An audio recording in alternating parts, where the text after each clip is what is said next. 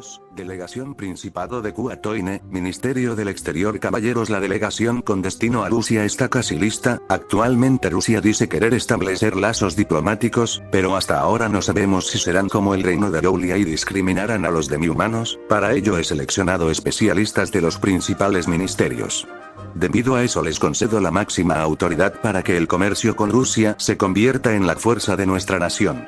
Rusia proporcionará los transportes que serán usados para el viaje, partirán durante la mañana dentro de 3 días, asegúrense de tener todo listo para entonces. Al llegar a Rusia se alojarán en una posada en una ciudad llamada Anapa, allí pasarán otros 2 días para aprender de su cultura, de sus costumbres y sus reglas, para que no les sea muy difícil su estancia en Rusia. Tras esos 2 días utilizaremos un transporte llamado avión. 2 horas después llegarán a la capital de Rusia llamada Moscú, puerto de Mayark. 3 días después debemos asegurarnos de cumplir los objetivos que nos han dado. ¿Entendieron? Todos asintieron en respuesta. Uno de esos objetivos era medir el nivel de tecnología de Rusia y si les era posible exportar esa tecnología para Kuatoine, también medir su poder militar con el objetivo de ver si eran una amenaza. Lo que menos necesitaban ahora era otro país hostil, y aún más debido a que no tenían ninguna defensa contra ese dragón de hierro, ya estaban muy ocupados con la situación con el reino de Roulia, que no paraban de fortalecer y aumentar sus fuerzas militares. Una guerra era inminente y frente a Roulia no tenían oportunidad alguna. Oigan, ¿alguien más se le hizo raro los horarios respecto al viaje a Rusia y sobre el tiempo en el que estaremos de camino a la capital? Preguntó un joven con un cabello largo y negro. Más no Ains, yo también lo noté, debe ser un error del documento. Justo en ese momento llega un diplomático ruso. Buenas tardes, mi nombre es Dmitry Medvedev y yo los acompañaré en su misión diplomática para nuestro viaje a Rusia. Hemos decidido preparar un crucero, por favor sígame, añadió. Odio los viajes en barcos, hay muchas cosas por las que preocuparse, está oscuro y húmedo, además te puedes enfermar durante las largas travesías, también está el problema del alimento, normalmente solo hay pan, además el agua no está limpia ni potable y tendremos que racionarla debido a que será limitada.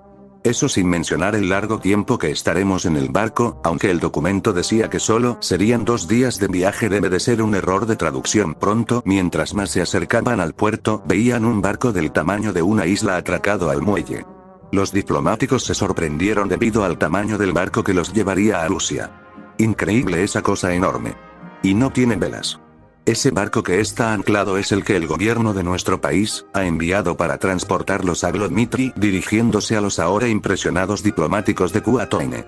Los diplomáticos no podían formular ninguna palabra debido a la impresión.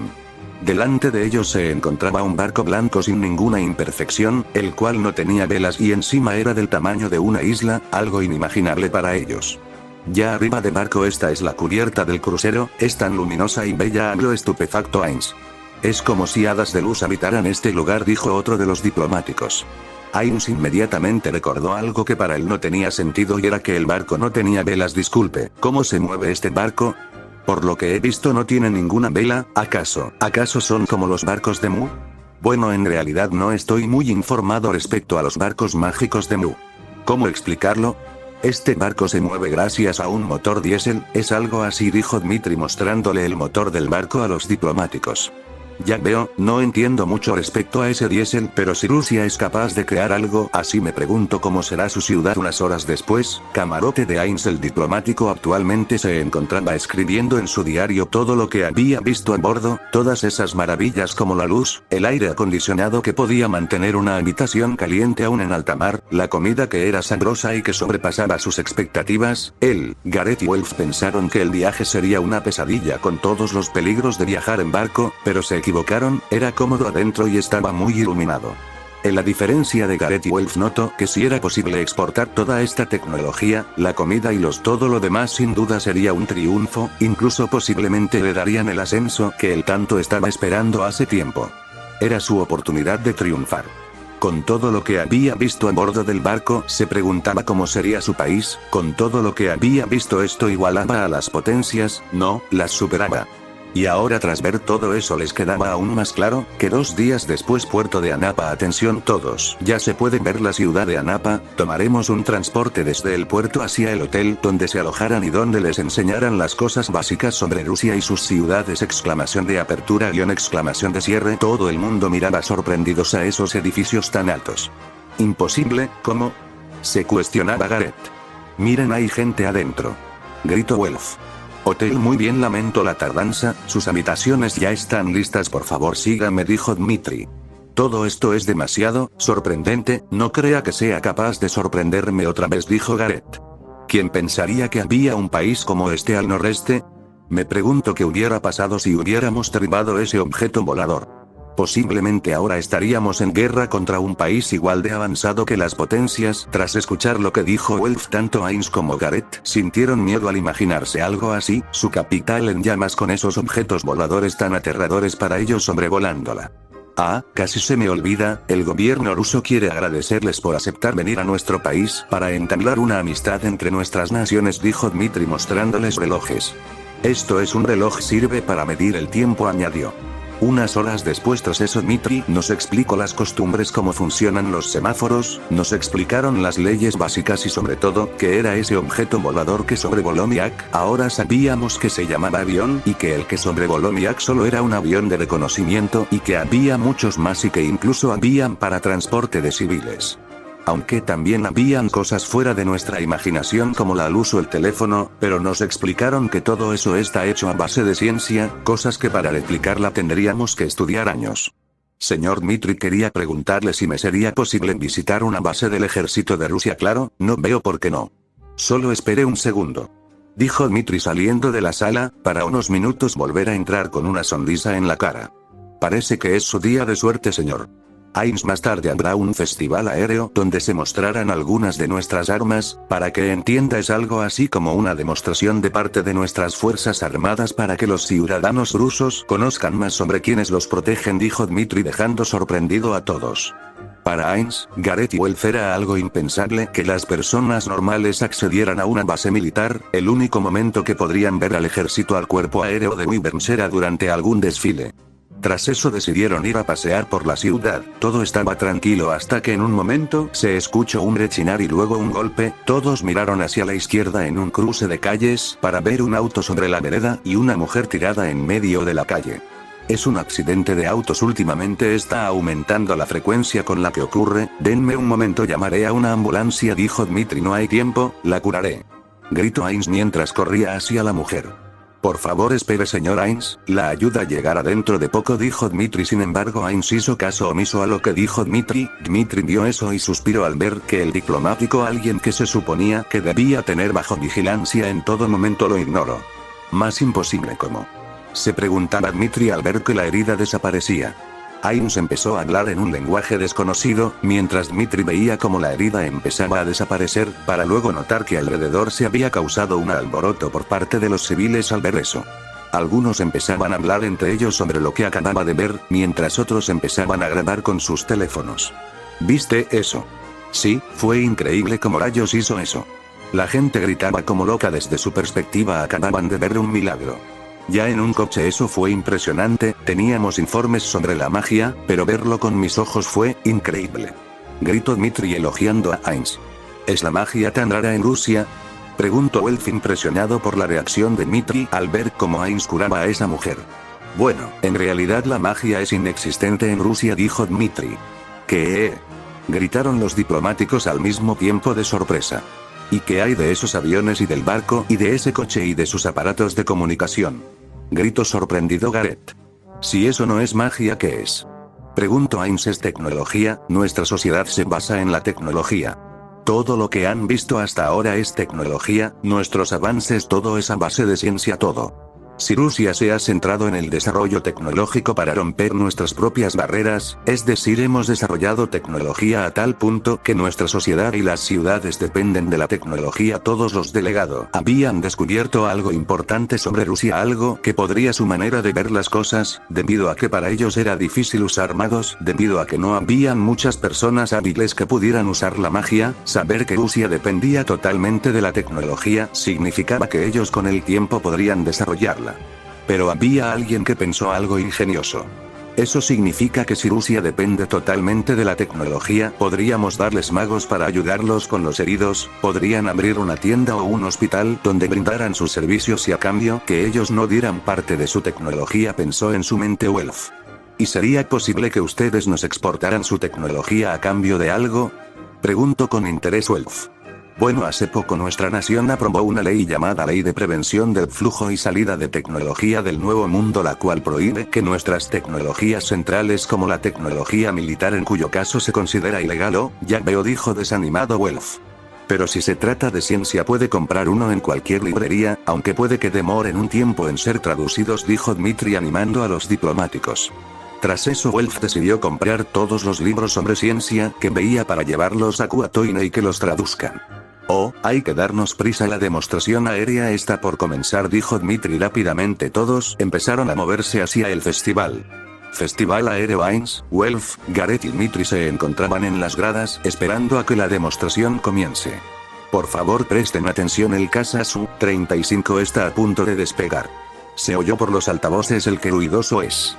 Gritó Gareth, sorprendido y aturdido debido al sonido que hacían los dos motores. Así que este es el avión que voló sobre Miak, dijo Welf.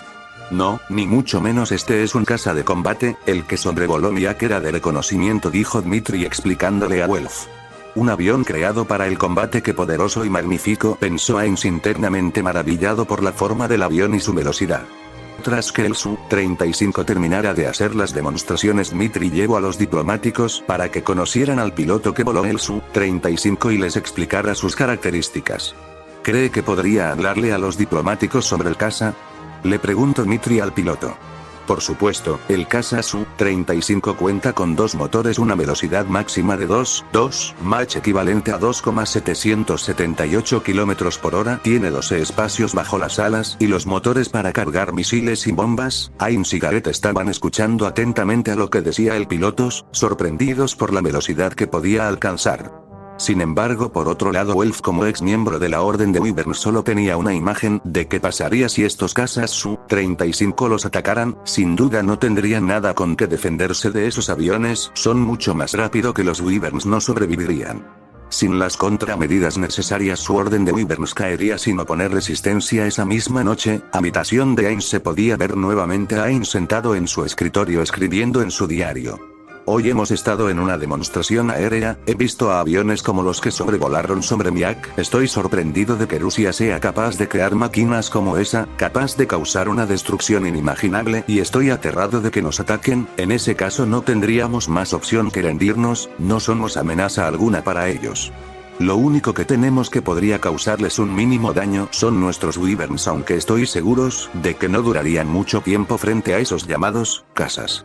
Esos cazas pueden volar al doble de la velocidad del sonido, por lo que nos han explicado. Además, no solo sirven para el combate aire-aire, sino que también pueden atacar a tierra y a embarcaciones. Por lo que me ha dicho Dmitri, el avión que voló sobre Miak era solo uno de reconocimiento, era inofensivo, pero este caza, tan solo imaginarlo hace que sienta terror. Ahora no me queda duda alguna, debemos establecer relaciones amistosas con Rusia, tendríamos más posibilidad de ganar contra las primeras civilizaciones que contra Rusia. Al día siguiente, buenos días, espero que hayan dormido bien porque hoy viajaremos a Moscú, dijo emocionado Dmitri. Tras darnos los buenos días, Dmitri prosiguió a explicarnos cómo será el viaje y qué debemos hacer arriba del avión. Y cómo sería al llegar a Moscú, que nos reuniríamos con varios ministros para hablar sobre las relaciones entre ambos países. Unas horas después, en el avión, Dios mío, esto es increíble, ¿cómo es posible que sea tan cómodo aún estando a esta altitud?, dijo Gareth sorprendido mientras miraba por las ventanas. ¿Tú crees que sea posible que Kuatoine tenga algo como esto algún día?, preguntó Welf a sus compañeros. Sí, pero para eso debemos asegurarnos de que nuestra relación con Rusia sea muy cercana, respondió Ains. Y así los diplomáticos siguieron discutiendo las cosas increíbles que veían. Moscú, 3 horas después. Los diplomáticos habían aterrizado hace una hora y ya se encontraban en sus habitaciones de hotel acomodándose y preparándose para la reunión diplomática que se daría al día siguiente. Actualmente Ains se encontraba escribiendo en su diario nuevamente. Al bajar del avión, lo primero que pudimos fue que Moscú era más grande que las capitales de las primeras civilizaciones, había demasiada gente, más que en la propia capital de Kuatoine, por eso no me sorprendió que los edificios aquí alcanzaran el cielo. Visitamos un lugar llamado Plaza Roja. Dmitri dijo que ahí era donde se hacían los desfiles militares en celebración del Día de la Victoria, celebraban la victoria de una guerra muy grande en la que Rusia había participado hace años. Ojalá pudiera estar más tiempo en este país, un país capaz de construir edificios que tocan el cielo, un país tan poderoso que nada es una amenaza para ellos.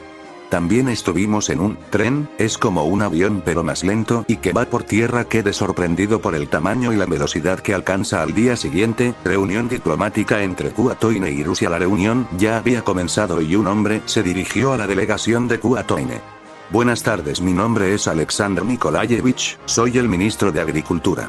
Actualmente Rusia necesita mucha comida, antes de ser transportado importábamos 55 millones de toneladas de comida, por lo cual ahora mismo estamos sufriendo una crisis alimentaria. Nosotros, con tal de poner fin a esta crisis alimentaria, estamos dispuestos a compensar económicamente a Kuatoine por las exportaciones, añadió. Siendo sincero, estoy sorprendido con la cantidad de bienes de la lista, aunque desconozco qué son estos, granos de café, hay otros cuantos de los que nunca había oído hablar, aunque si los quitamos o los sustituimos nuestro país es capaz de proporcionar por sí solo las 55 millones de toneladas, respondió Ains.